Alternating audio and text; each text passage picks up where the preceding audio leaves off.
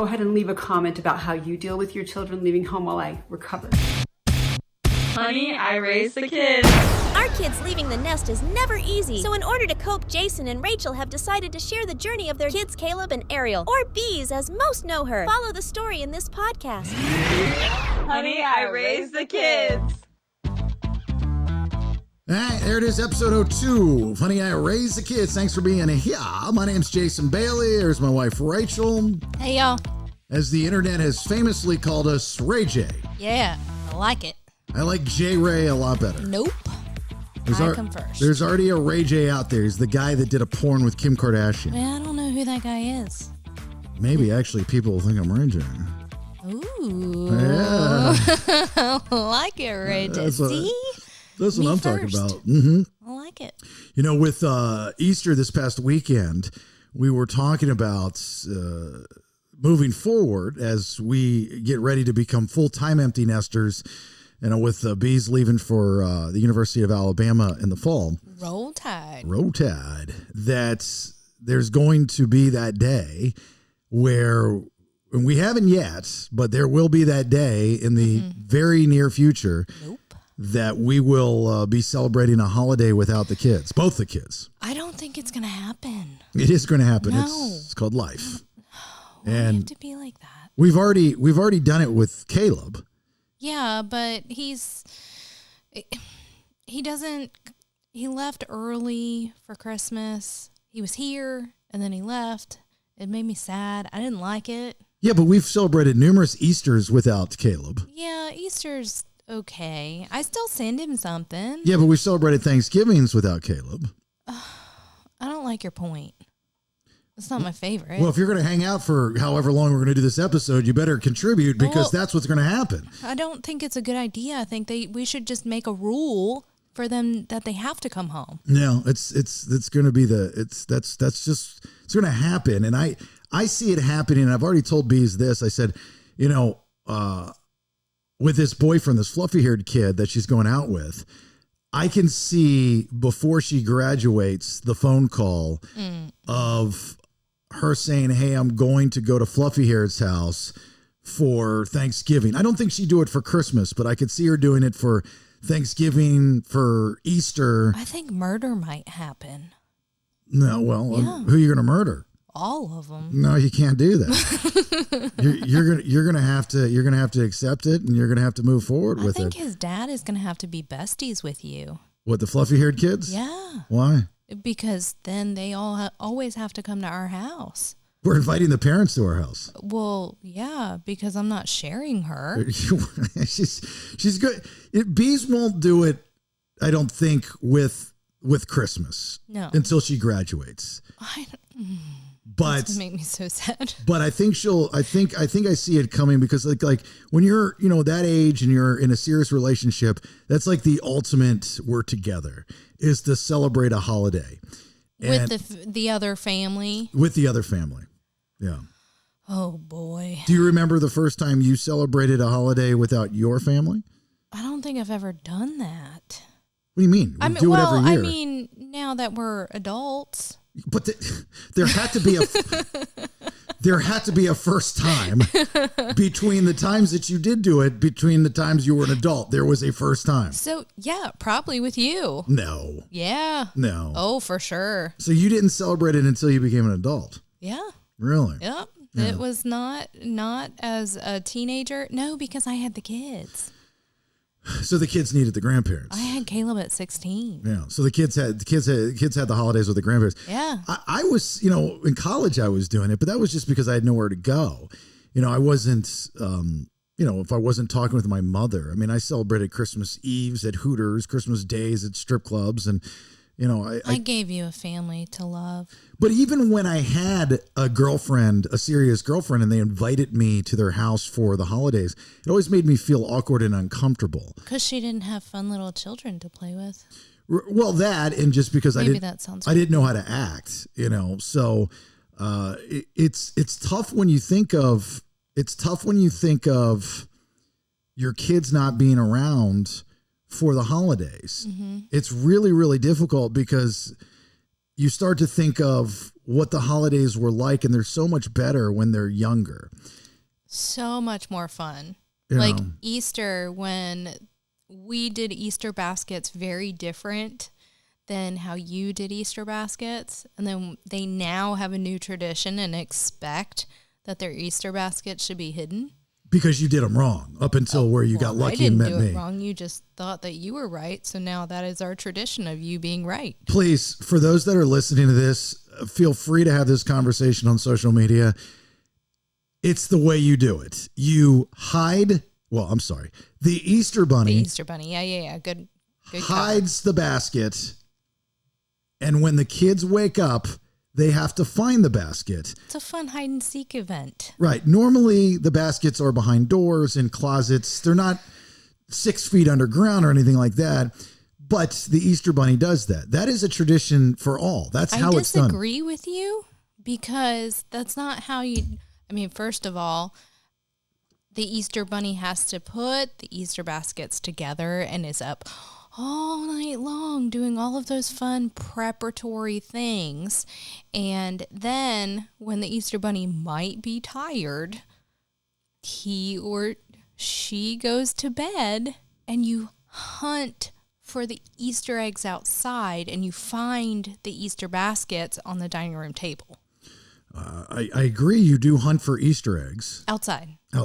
Well, you can do it inside. Hide them. Yeah, Or inside if it's raining. Yeah. I agree. But it's the Easter basket behind, anyway. That was the good stuff, right? You'll hear me say that a lot. That's the good stuff. And to wake up and have them so excited. So excited. Christmas Day, the holiday starts to change the later they sleep in. Oh, I know. When I have to go and wake them up. Right. Yeah. That's when things are changing. Yeah. Is the later they sleep. Mm-hmm. When they're like, oh, we'll do it when we get up. Well, let's go ahead. No, you know when it is when you come downstairs for Christmas and it's cool that we have breakfast, we chill, have coffee, whatever, hang out. And then, we'll eventually get to the prizes. Yeah, that was my number 2, is when they were okay with eating first. Yeah. That's so true. That's when it's so true. And oddly enough, when I was a kid, I would do everything I possibly could to wait before I opened up any of the prizes. Yeah, but I think you're the only one on the planet that feels that way. I possibly could. Ever since I was a kid, I mean, no matter what age, I was always uncomfortable opening up prizes, gifts. I call them prizes, but I was always uncomfortable. So if anything I could do to push it, that's why I liked Christmas Eve better than Christmas Day. And that took a new meaning when I became a father. When I stepped into y'all's lives, that whole thing of me waiting and wanting to wait changed, because I like to give more than I like to receive. But when, Caleb and Ariel came into my life, I wanted to push that day farther because I never want it to end. So leading up until Christmas or leading up until Easter or Thanksgiving, namely Christmas, right? It was those 2 weeks, 3 weeks of going and looking at Christmas lights. It was Christmas shopping. It was all the fun activities, all the ice skating rink and whatever it may be, going up to, when we were in Georgia, up to the mountains or something like that. It was all those things that you would absorb those 2 or 3 weeks leading up until Christmas Day. And then, kids are very about them right on Christmas Day. It's just like, I hope I got my iPad. I hope I got my computer. And I think they're about them until like 30. Right. So that's fine. That's what the kid is all about. That's fine. But when it's done, it's done. And after they've opened everything up, Christmas is done. They just go and play with their stuff. And they just go and play with their stuff or whatever the case may be. You won't see them for the rest of the day. But there's none of that Christmas spirit with the kids. That's what I'm saying. There's none of that Christmas spirit with the kids. So that sucks, and now, again, with Beez being the last to leave the nest, is that I'm sitting here going, when is that time going to come and how's it going to feel? Never. And you can't keep saying never because it's going to happen. I think I'm going to have a midlife crisis. I've decided right now. Well, I think this is why we're doing this podcast, because you have already started a midlife crisis. Do you want to join me? No, We could do it together. I got to be honest with you. I think I've already hit my midlife crisis at some point in my life. Oh, I think I'm past. I'm already past. it's my turn. It's definitely your turn. There's no doubt. There's no doubt about that. Yeah, I think I'm gonna do it.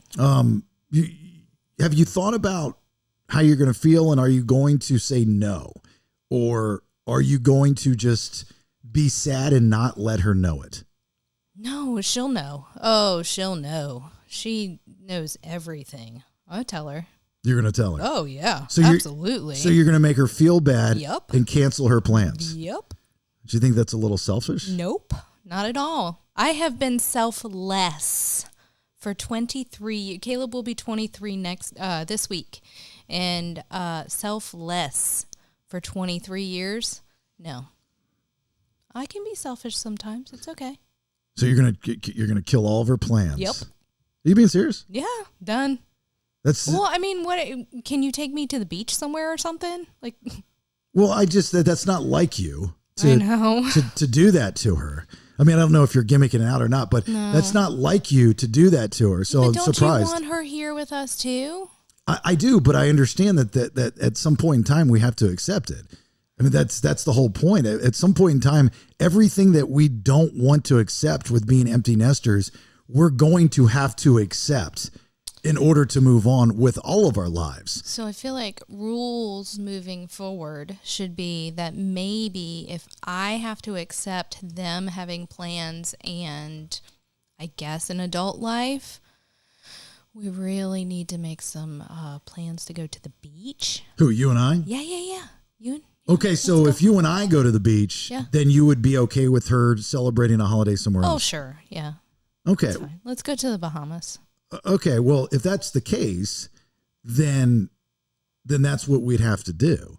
I mean, like when my point is, Rach, is that you have to accept at some point that she's going to do that. So I think you're kind of gimmicking it out here and you're playing it up, but like when she comes up and says, "Hey, look, how would you feel?" Are you honestly going to say, I'm upset, I don't want you to go? I don't think that's what your response would be. I don't think that I would tell her I don't want her to go. I would tell her that it makes me sad. You're doing what your mother does to you now. That it makes me sad? You're making her feel bad for decisions she's making in her life. She's going to do whatever the hell she wants anyway. No, she won't. Beez won't. Beez, unlike you, she won't do it out of spite. No, not out of spite, but if that's what she wants to do, she'll do it. I disagree. Ariel will not do that. If you make her feel bad enough, she will change her plans to come home. Okay. And then you're going to regret it because she's going to rebel and she's going to become angry at some point because you did that. I'm telling you. I'm just telling you that's how it's going to play. So I don't think that's what your response is going to be. I really don't. I honestly don't. You think I'm just going to cry behind closed doors? Yeah, I mean, she's going to. I don't think you're going to. Are you ready for that? Yeah, I mean, no, but yeah, you have. That's the whole point of this conversation is that you have to accept it at some point in time, and like I think if you accept something, especially in this world of becoming empty nesters, in your head, if you kind of foreshadow it and you kind of visualize what it's going to be and how it's going to feel, even though you're probably only getting maybe 40% of it, then the blow is a lot lighter when it actually happens. So when it does happen, I figure out how to accept it. Yeah. And before she graduates, when this does happen, I can walk away and say, I told you so. And you like to do that. and say, I told you so. And I was like, I saw that coming. Yeah. And to me, that softens the blow. I mean, that's why, I don't know if anybody's figured this out yet, but especially the radio stuff, when we do the other podcast, when I talk about, I saw that. Kind of Nostradamus. Right. I do that to soften the blow. Yeah. It's not being. I feel like you do a good job of it. Right. It's not being pessimistic. It's being realistic and softening the blow of knowing what bad thing is coming. Well, you see all the signs and you just make sense of what is going on. I get it. Doesn't make me like it any better. But I feel like as long as we can have a plan, the beach being the place. Let's go on a trip. Yeah, the distraction is definitely. I agree. The distraction is definitely good. I think it's a necessity. And I don't know why it's so different. Again, maybe another question that y'all listening can answer is so different for guys, for boys. You know, so easy. I mean, I don't know if everybody knows the story, but what Rach was referring to one year when Caleb left before Christmas is because I kicked him out of the house. Yeah, it was intense. He was being a total dick. Yeah, he was. He was a teenage boy with testosterone flowing through his veins. Misery. Just really unhealthy at our house. It was destroying everything. It was destroying the Christmas spirit. It was bothering Ariel. It was bothering the dogs. It was bothering me. It was bothering Rach. And I will not let one person, no matter who they are, dictate the vibe in my house. And I just had to do some hard love. And we packed his stuff, his prizes and stuff in a couple suitcases, and we shipped them off and sent them back to Florida. Mm-hmm. And I was like, lesson learned. Don't be a dick during the holidays. And he hasn't been. I think it was, you guys are good now. Well, we're great now. Yeah. We're great now. He talks to you more than he talks to me. And I talked to him the other night, and he's like, I was in the hospital today. No, I didn't know that. I didn't know he was in the hospital. Well, for a kidney stone, right? Yeah, for a kidney stone. And I'm like, you kind of want to let me know these things? Have you said anything to either one of the kids about the holidays and, like even Christmas or Thanksgiving and Christmas and stuff like that and Easter?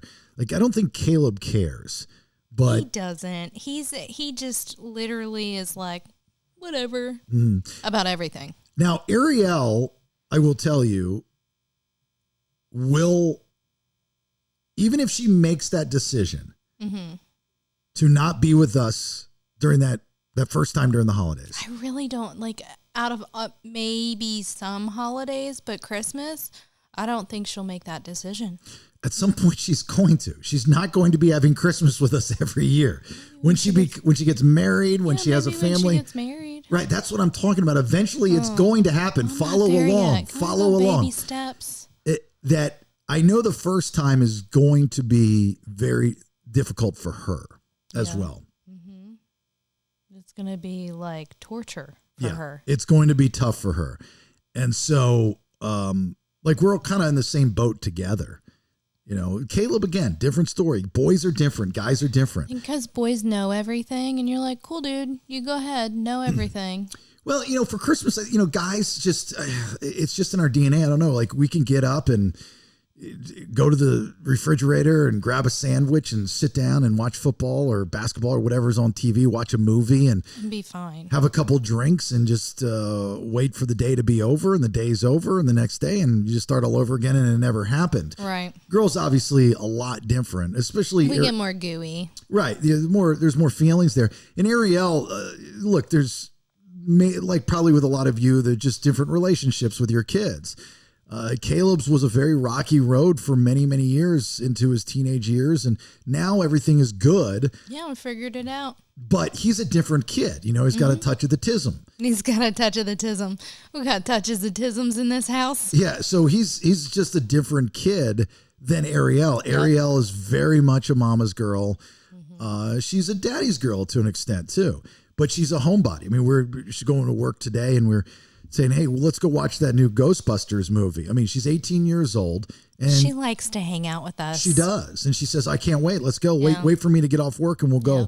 She likes to go out to dinner. She likes to hang out at the house. When you raised a house full of teenage girls, because all the cheer girls, all of her little besties, we had a house full of teenage girls all the time. And they all think of us as parents. Mm-hmm. And I mean, if they want to come home for Sunday dinners, they like to hang out with us. Mm-hmm. Kinsey has a book of things that you say at the dinner table. Well, they like to hang out with us. She likes to hang out with us. I'm just sitting here thinking in my head, I'm going, what's that day going to be? What's that holiday going to be? I might need drugs. Where we know that she's not there. Let's just say it's Thanksgiving. Oh, so sad. And we're just having Thanksgiving at the house. Or, you know what? Even worse, if we were to have Thanksgiving with our family. And she's not there. And she's not there. Oh my God, I'm gonna cry right now. That's even literally gonna cry. That's even worse. Because then you have constantly everybody going, "Where's Beez? Where's Beez? Where's Beez?" Oh, she went to go hang out with her little friend. Right, and then they're thinking, or you're thinking, they're thinking, "Wow, you guys are bad parents. Why wouldn't you want to hang out with you guys? Why wouldn't you want to be here for Thanksgiving?" You think somebody's gonna say that about me? In their head. In their head, they're going to do it. God. In their head, they're going to think that your child is not here. It'd be different if it were nobody there. Like if it were just you and I celebrating Thanksgiving. Okay, we have rules now. We definitely have to go on trips. If the kids are not coming home, we're leaving. I think that's a good idea. Yeah. I think that's a very, very good idea. Take me away. And you know what we do? Okay, this is something that it's just going to be a secret between us. Ooh, tell me, I'm ready. Okay, we're going to go somewhere that they would love to go. I know. I already know. Right? So here's the thing is... Oh, that's a good idea.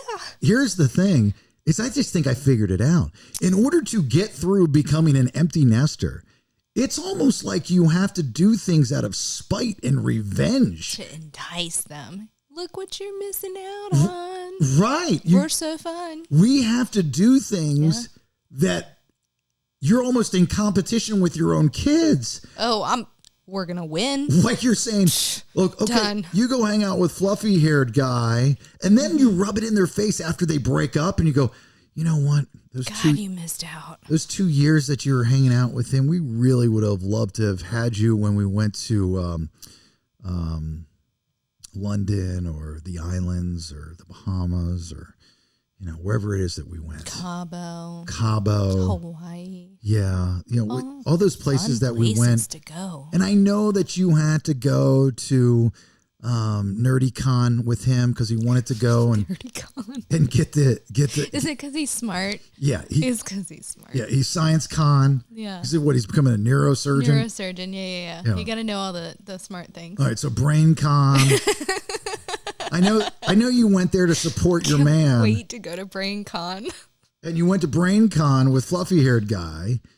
Oh, but God, you really missed out. We were in the Bahamas. And they're all adults and old enough to have fun. And we're sitting there, and it's like, so I became best friends with Taylor Swift and Travis Kelce, and we're sitting there at Bahamar, and T Swizzle just said she wanted to be your bestie, but you're not here. And I was telling her how we went to her concert when you were 8 or 9, and she's like, "Oh my God, I would love if she was here so we could talk about that." And I was like, "No, she's hanging out with this dude." So anyway, we spent the whole week with them on their boat. Fantastic boat, great vessel.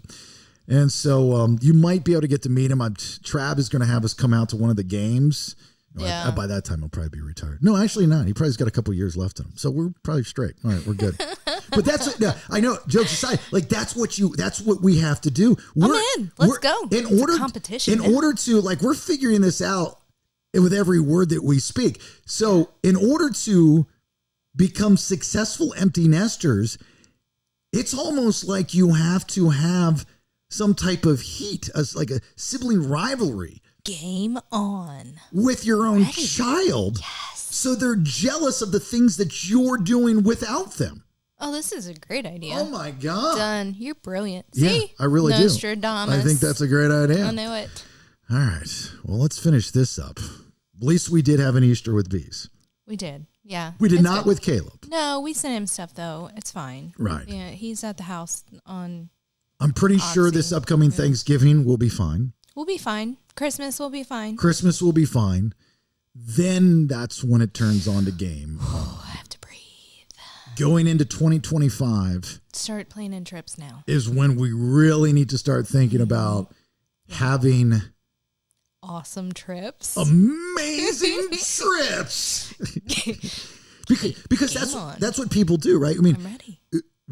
We like to be with our kids. Yeah. So when we hear other couples and other parents and they're saying, "Oh my God, I can't wait for them to get out of the house. There's so many things that we want to do." You're so full of it. Well, no. They're not. That's what I'm saying is they're not full of it. Oh, I'm full of it if I ever said that. Because we were the opposite, thinking that we never wanted them to leave. Yeah. But now they're going to leave, so we've accepted that. So now we get to do all these fun things that all these other empty nesters are doing. So I can still, okay. You see what I'm saying? Yeah. Yeah. I see. So would you rather take a trip to the Bahamas to go to the beach for a week without any kids and no distractions? Or do you want Beez home for Thanksgiving? I want Beez home for everything. Would you rather be on the beach for a week in the sunshine? Oh, this is a trick question. It's not a trick question. Would you rather have Beez home for a week? I mean, for Thanksgiving. Yeah. Or would you rather for a week be in the Bahamas or Hawaii or something, laying on a beach, being waited on hand and foot, taking trips to the spa to get a massage? Fine. You sold me. Let's go.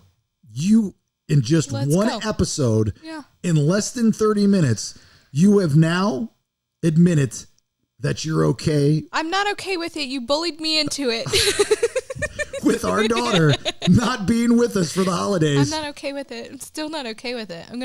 I'm trying to be in our game on. Let's go. Our competition, right? You're not okay with it, but you're okay with it if you're on the beach. If it's a competition, yes. It is a competition. All right, I'm in. Then you're at the beach. Let's go to the beach. Is this part of my midlife crisis? No, I just think that's being a human being, to be honest with you. Oh, I think that's just like weighing your options, going, you know what, it's going to happen. I might as well take the beach.